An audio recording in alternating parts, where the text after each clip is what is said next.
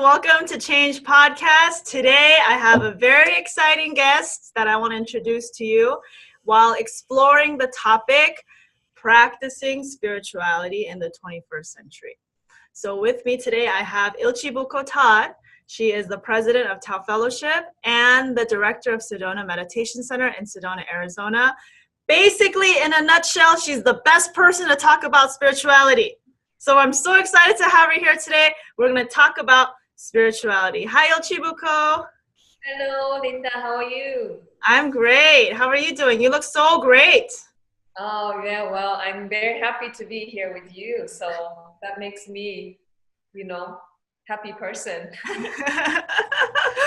Thank you. So let's get right to it. So today we're going to be talking about spirituality in the 21st century. So a lot of people, when they think about the word spirituality or living a spiritual life, we have this idea, at least I do, maybe you guys can relate in the audience, of someone shaving their head, sitting in the mountains, meditating for hours, and being in tune with the universe and kind of isolated from society. And I think a lot of people share that image, when we think about living a spiritual life. So what do you think defines spirituality? What is a spiritual life anyway? Yeah, so it's really interesting that you mentioned about that, like kind of monk type of image. For me, way before, long ago, before I began to seriously study about spirituality, I felt that spiritual people are like, some people who wear like stones and Me too. Robes. Image about like wearing floating clothes and things like that. But really, after I met my teacher, a spiritual teacher, and I began to realize what spirituality is. And I realized that it's not something that we see in this image. It's really about genuine mind to wish to get to know self. We have this question, like really old question, right? Like that is new, which is, who am I? What do I really want? So these questions are always new, and that we are here to really figure out about ourselves. If we ask individual, like, do you really know yourself? Mm-hmm. And a lot of times people can be really scared about going inside to find what's in it, right? And, but it's really about being really open to going within to get to know self. Mm-hmm. And there's like a next step, which is the genuine mind to wish to get to know other people and to want to share that sincere heart with the other people. I believe that's spirituality, really. I really like that because I think everyone can relate to that. I like what you said about genuine desire to know about yourself and genuine desire to know about other people because, we're social creatures. So I think everyone at some point in their life had asked that question, like what you mentioned, what am I, like, who am I? What am I doing here? What do I want? Those questions that pertain to our existence, I think, really resonates with anyone. Someone from Kansas can relate to that, and someone from New York City can relate to the same thing. Yes. And, especially the world we live in now, the course that you have to take is all set, meaning you have to go to school and, I don't know how many years nowadays to, college and, more graduate school and things like that. Too many years. Many years. And, after that, get a good job and have children or get married or, things like that.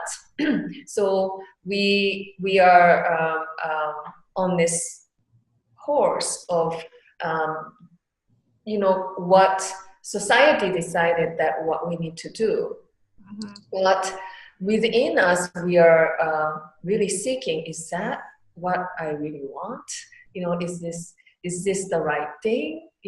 So that the beginning to question is the beginning of spirituality, and that you have to really figure out why you're feeling that way, and the journey to go within to figure out um, what is it that you're looking for, and that how you want to live your life. Yeah, so that's the kind of beginning of the process of going within. Yeah. So then it sounds like you would define spiritual life as basically like answering questions and discovering about yourself, like the meaning of life and what you want, that kind of stuff. So then what about some people who might think, well, isn't that obvious what we all do? Some people might think, well, that doesn't seem very spiritual. I'm not very spiritual, but I do that all the time. So for people who might be thinking that way, do you have anything that you would like to say to them about that? Well, that's a really good question, because we do meditation, right? Meditation also has a really stereotypical image of like this, right? Yeah. Inner peace. Yeah. So, when people ask me like, oh, how often do you meditate? And I say 24 hours, so because meditation is really about becoming self-aware and really knowing what's really happening. And so, there's the awareness of, or ability to observe what is happening. And so that's depending on the level of awareness, really. And so, one may think, oh, I already know, or oh, I've done that.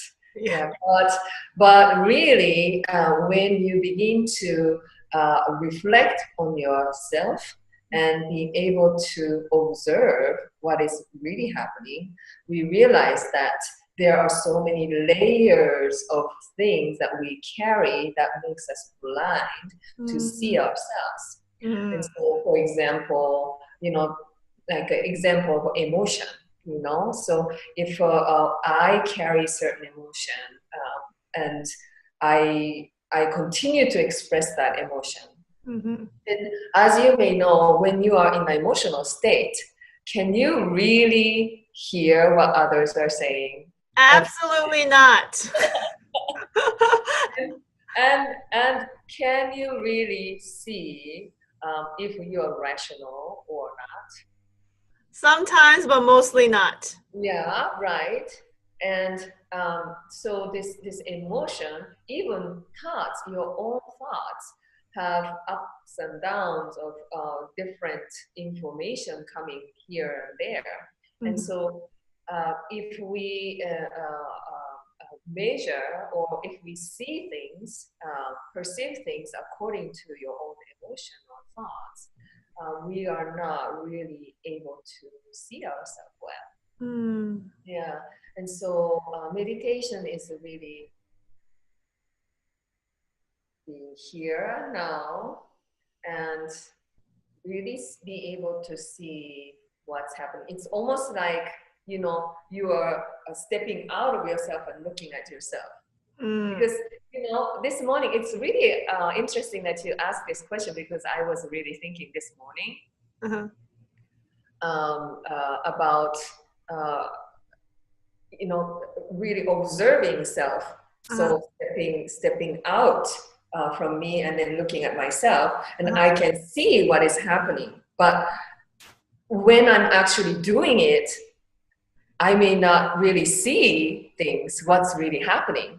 And so it's easy to see what others are doing and what others are doing that they don't see, so we can point out, oh, you know what, you're doing this, you just don't see it, right? Right, it's so easy to do that. Yeah, it's so easy. Yeah. To do that. But our own thing is really difficult to do, because we have so many layers about ourselves, because the feeling of of emotion and what's created from that emotional experiences are so big inside of us, we cannot really see what's Right. happening. Yeah. And so maybe I can say reactive, right? So because what we feel through emotion or what we have, the pattern of our thought, it's really hard to even see or understand what is really happening. Mm-hmm. Yeah, and so meditation is really being able to Mm-hmm. letting all flow, release, and we have the word like 0 point. Mm-hmm. So coming back to the center Mm-hmm. and being able to see ourselves well. Mm-hmm. And so that is, um, uh, uh, I believe that spirituality or a study of oneself. Mm. That's Yeah. beautiful. So then I'm curious. So a lot of people in modern society, we know that meditation is good for us. We know that inner peace is good and calmness is good.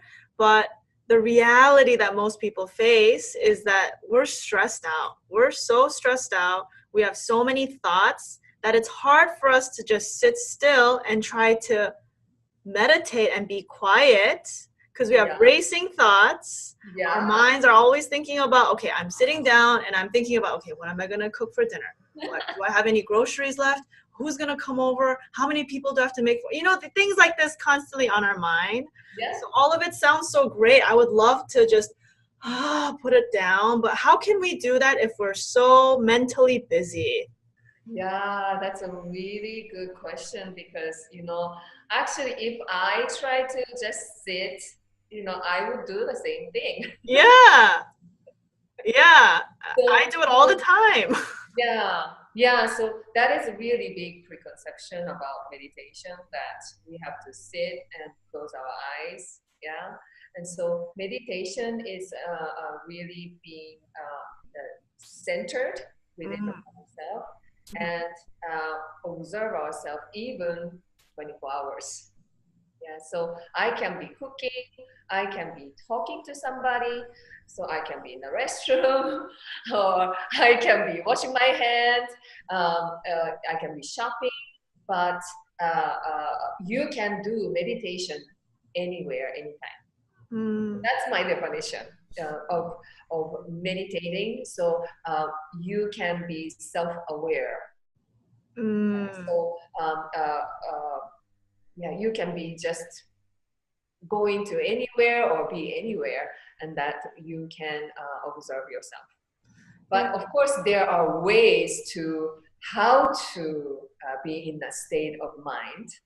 Yeah, so that's our training or practice that we need to do. And that practice doesn't have to be just sitting. Actually, that's a really trying to do things really hard. Human being.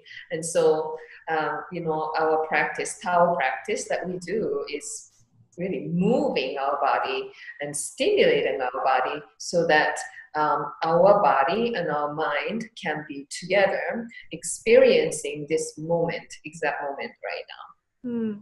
So because we hold many information from the past, and we are almost living in the past in the present moment. And so we are keep missing to be able to be the full potential of ourselves in this exact moment. So yeah, I think that's important for us to be able to practice experiencing this present moment by feeling our body and begin to have awareness of being here fully 100%. I think we don't do that. Right. Yeah. I like what you said about the self-awareness. I think that makes it really clear. Like meditation and being meditation is just self-awareness. It's not about sitting down for a long time. It's not about closing your eyes and chanting Om for hours. It's just like what you said, just being self-aware itself is meditation. And I think that's something that a lot of people nowadays struggle with. We're so busy that we just do our work. We're on autopilot. We just drive on muscle memory. We're just not aware at all, Yeah. So that word really resonated, that self-awareness. Yeah. So, really practicing spirituality is not something foreign to us. It's actually exists in our daily life in every single moment. Mm-hmm. That's what I feel. So you mentioned something about Tao. Yeah, you mentioned briefly about Tao when you were explaining about meditation. So what is Tao? Okay, thank you for asking. So Tao is kind of like this. It's about recovering harmonious relationship with yourself and all around. We're so living in a material world that we become five sensory living.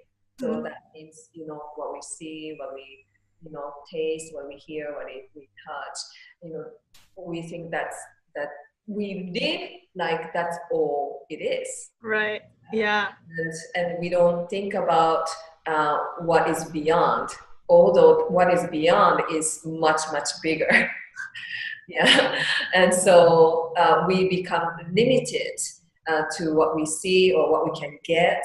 And that means we are separated from each other. And the modern illness that we face is really what I believe is coming from that separation consciousness, that we are not connected and we are alone. So we have all kinds of issues with even emotional matter. Because we are separated, we begin to really judge the things around us or other people. And so, living in harmony really becomes like almost like a foreign. Yeah. That's our true nature.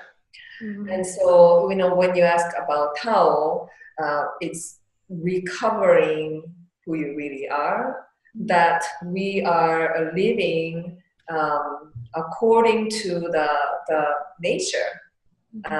We are already in balance and harmony and harmonious relationship with all. And that your existence is affecting my life and my existence is affecting your life too, because everything is moving according to so-called energy, and that it's flowing everywhere all the time. And so we were never separated, and we are always living and harmoniously. And so Tao is really about recovering that state of being for all of us. And so if we can do that, then, I believe that, we can create the peace or harmony with, among humanity and the whole world. So, Tao isn't something that's a special principle that, you have to learn. But something that is already existing within us already, that we are uncovering to see that. And just like moons, like if we didn't clean, things pile up, and what's underneath we don't know. Right? So we become like self-ignorant maybe, or we don't even know what's inside anymore. And so this Tao practice is all about uncovering and letting go of what is not you, but opening up to who you are. And so I believe that this modern society keep producing and making and keep getting and keep establishing and succeeding and achieving. As we do that, we keep accumulating things, not all around us only, but inside of us. And that, I believe that we have to empty ourselves. Mm-hmm. Right? I love that. Yeah. To really recover. And that's what Tao is all about. I love that because that resonates with me so much that you're so right that we accumulate so many things. Like even just looking out into the world, there's so many flashing lights, there's so many billboards, advertisements, pretty things, music everywhere, stimulation everywhere, that I think that's what also contributes to the anxiety and stress that we feel because we're basically flooded with stuff and we forget that we have to empty. So I love what you said about needing to empty about the Tao. Can you tell us a little bit more about that? I'm curious to know more about how to empty. How can I get rid of all this junk that has accumulated inside? Well, actually that's like our lifetime, you know. So really, some people ask me like, well, how long does it take to, clean up? Oh yeah, all the time. People are like, okay, well, I did work for a year. How come I still have all these emotions? How come I still have all this? I get that all the time too. Yeah. So the answer is we are here in this human body to really recover and understand about ourselves, who we really are. And so in this imperfect human body, yeah, we have a lot to study about. Yeah, so really, it's not time; it's our whole life. We through living our life, we can begin to come closer. Yeah, and actually, one thing I can say is nature is a great teacher. Already, if we really stop and open our eyes and breathe, we begin to really understand or like begin to be taught by what's around us in the nature. So, for example, you mentioned how do I release, right? How do I let go? Actually, already you have everything you need, within us. It's really matter of where to put your focus and awareness. So if it's about really moving forward in a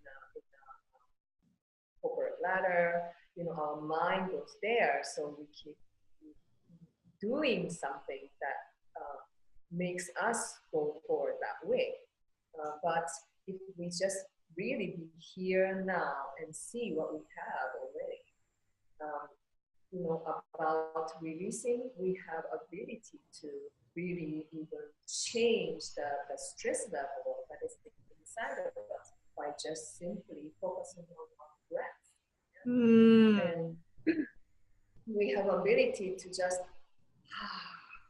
yeah. So if you look at angry person, or if you look at like a really busy person, and if you observe them, they're not breathing out well. Not at all. Huffing and puffing like this. Yeah, maybe they're breathing in more to just keep going. Right, that's true. Yeah, I see that a lot. Yeah, and so we just need time to come back to ourselves and focus on once again what is really happening. So as I mentioned, nature's teaches us a lot. We cannot just simply accumulate, keep taking in, right? So everything darkness to right and keep, like we say yin and yang. right? And Mm-hmm. so that harmonious relationship is always there. So we cannot just have yang, or we cannot just have yin. We cannot just keep breathing in, right? Pop. We're gonna pop. Yeah. We're gonna explode, right? And so it's always the harmonious relationship of light and dark, or um, continuously breathing in or out, uh, like that. So if we see what goes in comes out, right? And so we can be taught by what nature does, yeah. And if we really understand what's happening in the nature, I believe that we begin to naturally heal ourselves. Mm-hmm. Yeah, So when we live, mm-hmm. so when we live in the city, how can we connect with nature? Oh, that's a really good question.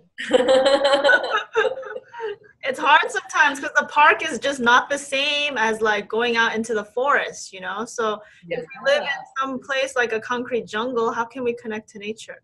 Yeah, that's a really good question. I really hope that they will take time for themselves to be able to visit nature wherever they are. Of course they may need to take some time off, and to bring their actual physical body to nature. I think that's really important. Nowadays kids even like they think like, you know like lettuce or tomato, where can we get it from? They say grocery store, right? Oh no. Right. So really, like they may have lost the connection and being in touch with what is absolute, or like what is true, what is belonging to earth itself. Yeah, what keeps going on even when we may be gone, Mm-hmm. buildings may be gone, Mm-hmm. and so recovering that nature within us. I think that's Tao, and that's spirituality. That's beautiful. Just listening to that makes my heart like relax and feel Yeah. more mindful, and I feel like a spiritual person already. That's great. Of course, we can do, if we cannot step out of the city, right? We can really do create a place, sacred place, or quiet place where we can focus on that. And so we have a saying that if your mind is in chaos, even in a peaceful place, you are in chaos. Yeah, it's true. Yep. And even when you're in a peaceful place or the chaotic place, if your mind is peaceful, then Mm-hmm. you're at peace. Mm-hmm. So you can create a space in your house or in your office where you can just focus on centering yourself. Right. And if you bring your mind to the peaceful place. So that is, that can be also your meditation, creative meditation or imagination meditation, where you imagine the nature, and birds are singing, right? So you can create your own peaceful place inside of your mind, and focus on the breath and connect that way. That's really beautiful. I can already hear the birds in my mind. Like I feel like as you were talking about it, my mind like went there where you were talking about a peaceful place with birds. I'm sorry that I think it is a little bit unstable, so I have a hard time hearing you now. Okay, can you hear me?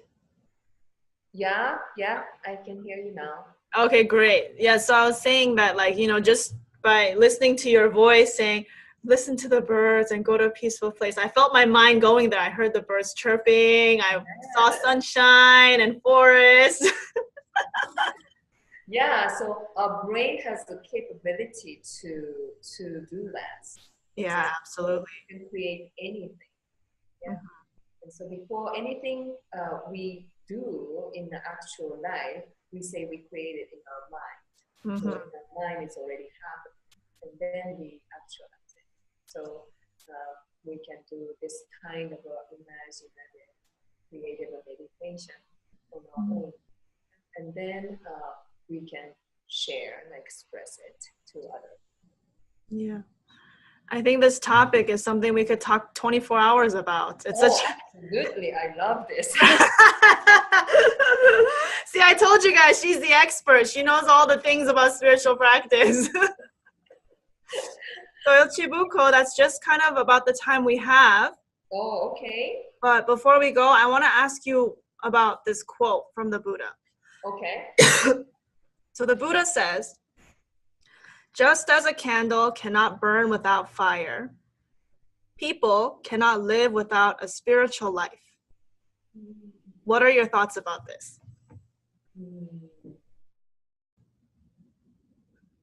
So I believe what he's referring to is that once again, as I mentioned, being spiritual is about really returning and coming back to yourself and to get to know yourself. And so, us without getting to know ourselves and continue to live habitually or doing things without really the spirit being alive inside of us is really not living at all. Mm. So, what he's saying is that recover who you are and connect to yourself, essence, and that, live from your spirit and to express that. And so, in order to do that, you have to get to know yourself. Yeah? What's covering up, what is happening, how you're behaving, how you be reactive, or those things we want to study and to get to know ourselves. Yeah. And so that we can free ourselves from the limitations and be able to live fully as you are. Yeah. So that's why I believe that we exist in this physical body on this planet Earth, so that we can do this study and come closer and closer to ourselves. And as we do that, we can express that genuine mind to other people as well. That's beautiful. Thank you. Yeah, and one more thing I wanted to add was I also read somewhere that, we're not like people who practice spirituality. We're not human beings having a spiritual experience. We're spiritual beings having a human experience. Ah, yes. So I really love that because, when I went on this spiritual journey, I always thought it was just, oh, me being special, living a spiritual life, it's different, and other people are living a human life. Like that's what I perceived. Like pursuing a spiritual life was something special, Right. That quote kind of woke me up saying like, actually at the essence of who we are spiritual beings, but we're all just having a human experience. Yes, that's right. So we can come closer and get to know ourselves more and more. Right. The awakening that we receive from living the physical being. Yeah. Ilchibuko, thank you so much for being with us for this you. podcast. I hope you had fun. Oh yeah, I had so much fun. Thank you for inviting me, Linda. Yeah, you're welcome. And I hope you guys had fun and learned a thing or two about spirituality, living a spiritual life, and how to apply spirituality in the 21st century. If you have any other questions, then please link in the comments below. Comment below and we'll answer your questions for you, or just comment wherever you see this video and shout out to me and we'll get your answers and get your questions answered. Yeah, if you want to connect with Ilchibuko, then please let me know. If you have questions for her, then she could answer your questions in the comments below as well. Great. Thank you so much, everyone. That's it for today's episode. Thank you, Ilchibuko. Thank you for inviting me. Bye. Bye.